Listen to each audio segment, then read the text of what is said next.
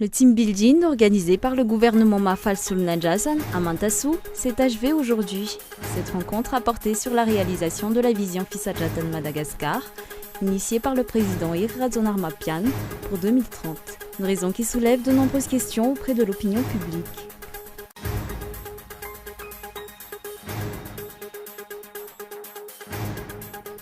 Le vice-président de la Commission nationale électorale indépendante a apporté quelques explications sur les lois prises actuellement comme base pour la mise en place du processus électoral.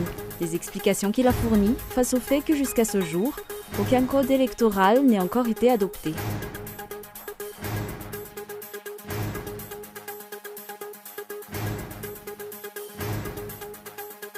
Et en Israël, Netanyahou, touché mais pas coulé.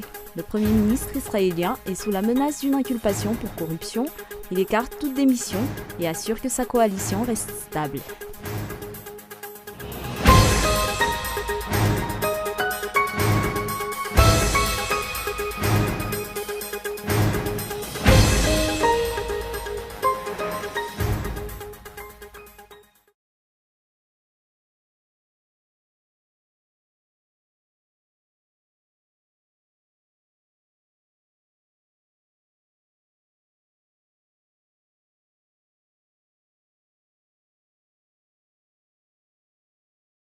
Mesdames, Messieurs, bonsoir et bienvenue dans ce journal. À la une de l'actualité nationale, le team building organisé par le gouvernement Mafal Sulnajasan à Mantassou s'est achevé aujourd'hui. Cette rencontre a porté sur la réalisation de la vision Fisajatan Madagascar, initiée par le président Irradzon Mapian pour 2030. Une raison qui soulève de nombreuses questions auprès de l'opinion publique. Les détails en images sur un reportage de Indra Arson. Hormis l'initiative de résultats rapides, les conseils des ministres décentralisés, organisés respectivement à Tamatave, Antsranan, Tuléar et Majunga, n'ont abouti sur aucun résultat concret sur le plan socio-économique. Et pourtant, actuellement, à quelques mois de la fin du mandat du régime Irradzon Mapian, le gouvernement organise un team building, ce qui soulève de nombreuses questions de la part des observateurs. Hier à Mantassou, interrogé par les journalistes sur les raisons pour lesquelles cette nouvelle rencontre entre les membres du gouvernement n'a lieu qu'à quelques mois de la fin du mandat présidentiel, le Premier ministre a apporté ses explications.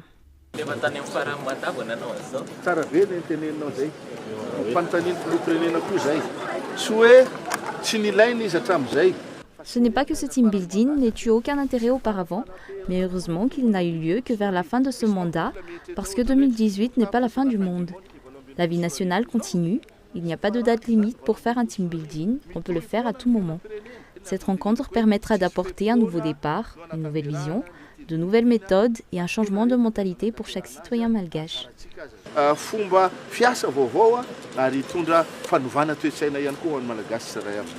Pour les Malgaches, cette année leur donnera l'occasion de choisir un autre chef d'État et par la même occasion de retirer de leur poste les dirigeants qu'ils estiment incompétents et source de la mauvaise posture du pays.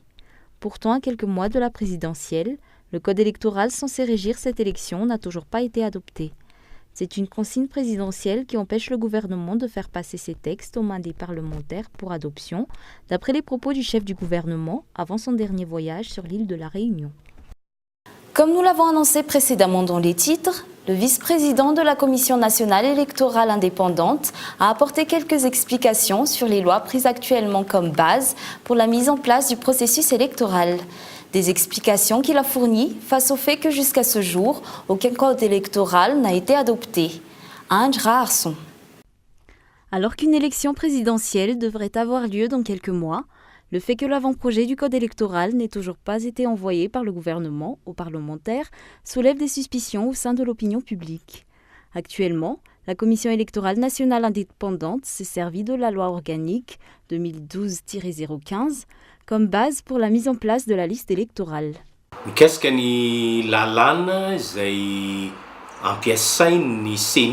Actuellement, la CENI prend comme base la loi organique 2012-015 pour mettre en place la généralité du processus électoral. Pour l'instant, pour les grands points tels que la mise en place de la liste électorale, la CENI peut encore se baser sur cette loi. Mais lorsqu'il faudra entrer dans les détails, comme l'achat des équipements nécessaires à l'élection, la campagne électorale et autres, la CENI va avoir du mal. Iresaka mikasika ny zavatra amin'ny antsipiriany momba ny fifidianana iray dia ho sahirana amin'izay fanomanana. D'après ces explications, il est donc clair qu'aucune loi en vigueur actuellement ne peut être utilisée pour régir la prochaine élection présidentielle. Rappelant que la loi organique 2012-015 n'est valable que pour l'élection du premier président de la 4e République et la loi 2015-016 n'est valable que pour la première élection de députés de la 4e République. Aucune loi en vigueur ne peut être utilisée pour régir une élection présidentielle ou une élection de députés. La loi utilisée pour la précédente élection présidentielle et la loi utilisée pour la précédente élection de députés ne sont valables que pour les premières élections de cette 4e République. Elles ne peuvent donc plus être utilisées pour les élections à venir.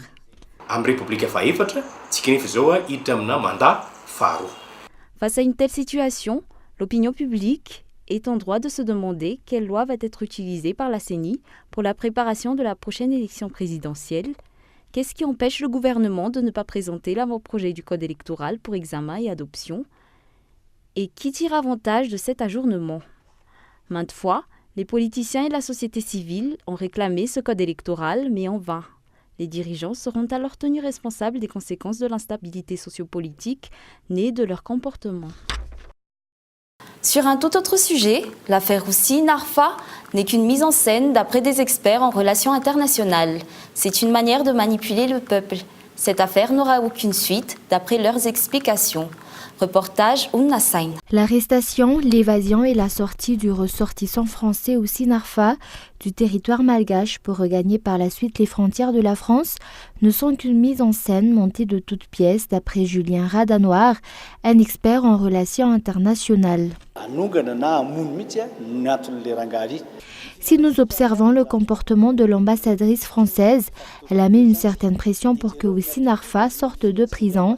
D'ailleurs, le ministre l'a confirmé. Ce que je crains, c'est que toute cette procédure ne soit qu'une mise en scène pour la population malgache, car à vrai dire, même si Roussi Narfa se faisait arrêter, cette histoire est déjà bouclée d'avance. Même si les Français ont déclaré qu'une personne ne suffirait pas à dégrader les relations entre ces deux États, ils pensent le contraire. Yarmal Narani-Garnous, un autre expert en relations internationales, a également renforcé cette idée de mise en scène. D'autre part, cette affaire ôte sa souveraineté à la Grande Île d'après ses explications.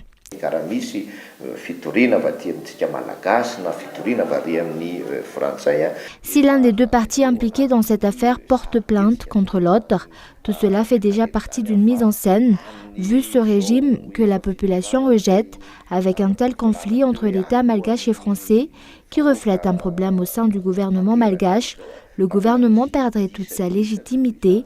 Je pense que cette affaire n'a aucune répercussion sur la relation entre la France et Madagascar, que tout cela, c'est du cinéma.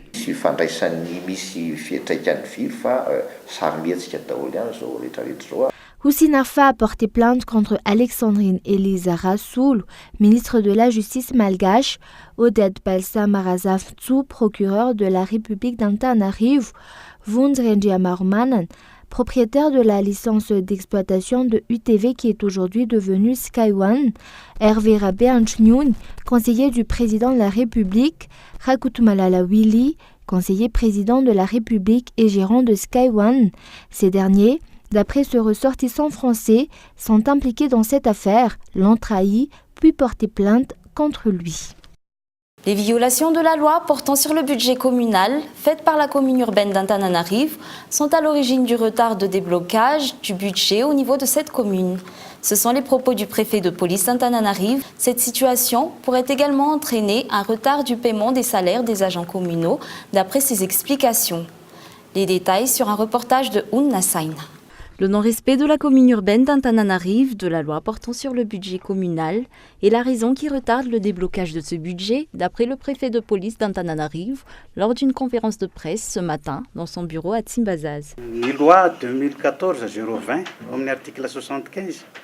La loi 2014-020, dans son article 75, dispose que la session budgétaire pour la commune est fixée au cours de la deuxième quinzaine du mois d'août. Je n'ai jamais dit qu'il fallait faire cette session budgétaire à la deuxième quinzaine du mois de décembre. C'est un problème de mauvaise gérance de la part de la commune.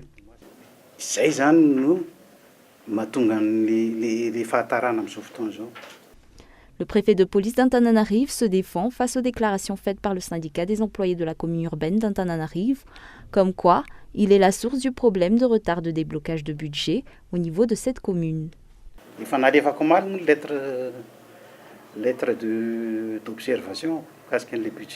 envoyé ma lettre d'observation concernant ce budget hier. Ce n'est pas vrai que c'est moi qui bloque les salaires. C'est normal si les paiements des salaires des agents de la commune sont en retard, c'est de la faute de la commune. Moi j'ai fini de traiter le budget en 13 jours alors que normalement cela devrait prendre 30 jours.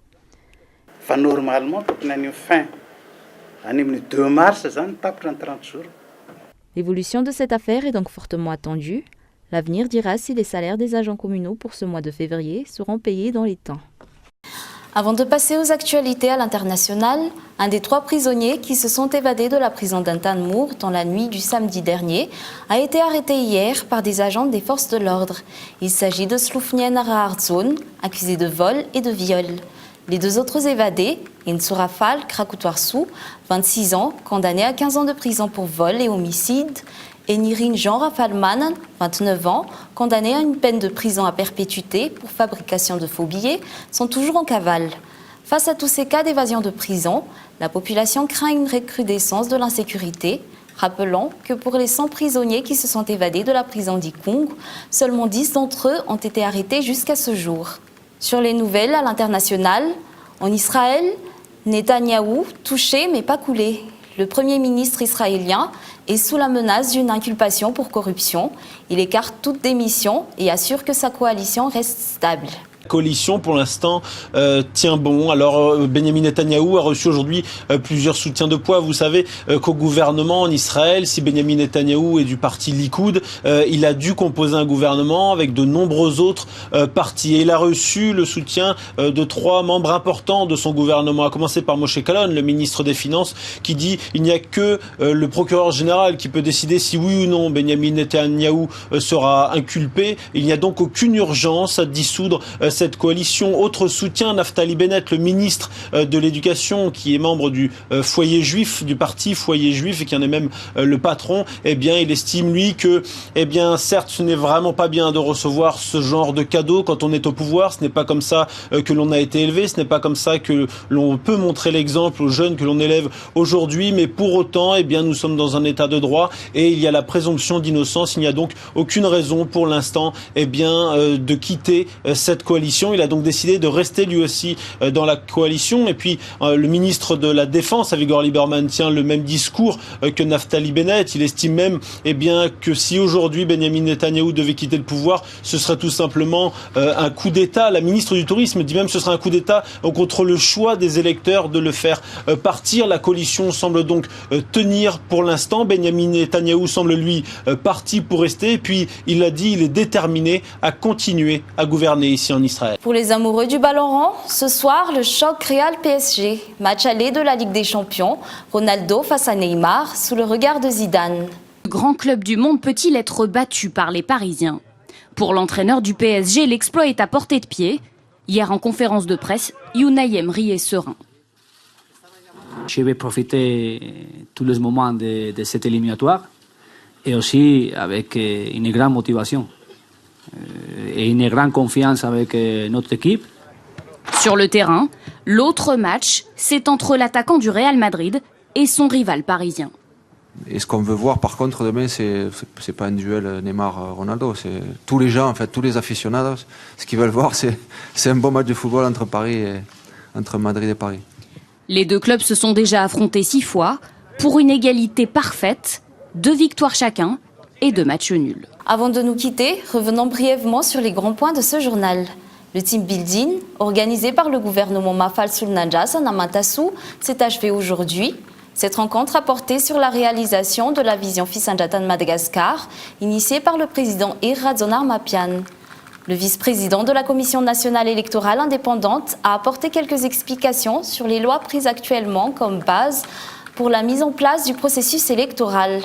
Et enfin, sur le plan international, en Israël, Netanyahou, touché mais pas coulé. Le Premier ministre israélien est sous la menace d'une inculpation pour corruption. Il écarte toute démission et assure que sa coalition reste stable. Et c'est la fin de ce journal. Merci de votre fidélité. Au revoir et excellente suite de programmes sur Cool TV.